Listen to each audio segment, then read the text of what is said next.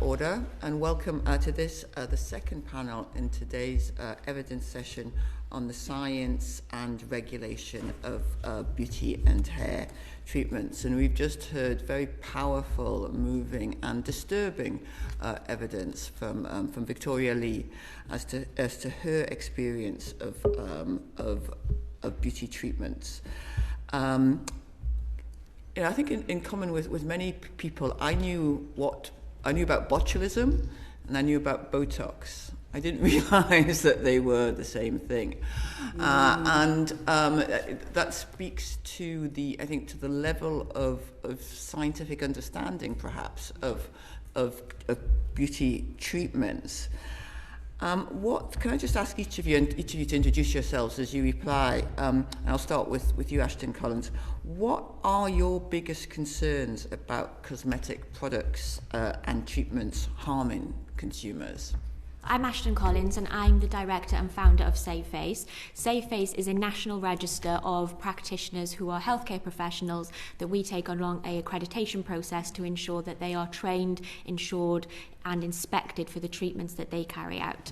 Our biggest concerns at the moment are the level of high-risk procedures that are being carried out routinely on the high street by people with no healthcare qualifications, and these are procedures that are quite literally costing people lives. So there has been one death linked already to a liquid BBL in the UK, and liquid BBLs are carried out using dermal fillers in very large quantities being injected into the buttocks and breasts of women that are causing complications like sepsis and infections. We've had a lady who had a cardiac arrest and went into kidney failure, was in an induced coma for a week. And these treatments are being sold on social media as being risk-free beauty treatments that you can have done in your lunchtime, that have little to no consequences, that in actual fact poor Alice Webb lost her life in 2024 because of one of these procedures.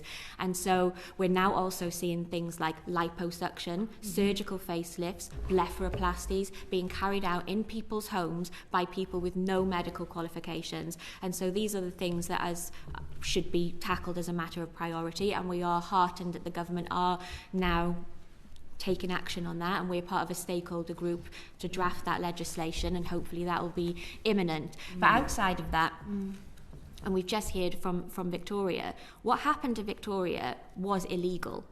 Yeah. She was injected with something that wasn't appropriately prescribed for her, and with something that turned out to be a counterfeit product. Now, it is illegal in the UK to import unlicensed and counterfeit medicines and use them on humans. It is also illegal for people to have Botox without valid prescriptions. So if you're having Botox, you should be seen face-to-face by a prescriber. So that would be a doctor, a dentist, a nurse prescriber, or a prescribing pharmacist who can assess your suitability for that treatment.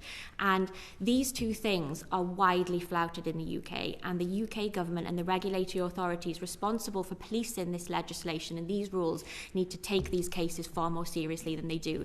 Because we've seen with Victoria, she's using words like, I feel stupid and it's my fault, and it isn't. And this is an attitude, I think, that needs to change from the top down, because we see this when we encourage people to report these things to regulators and especially to the police.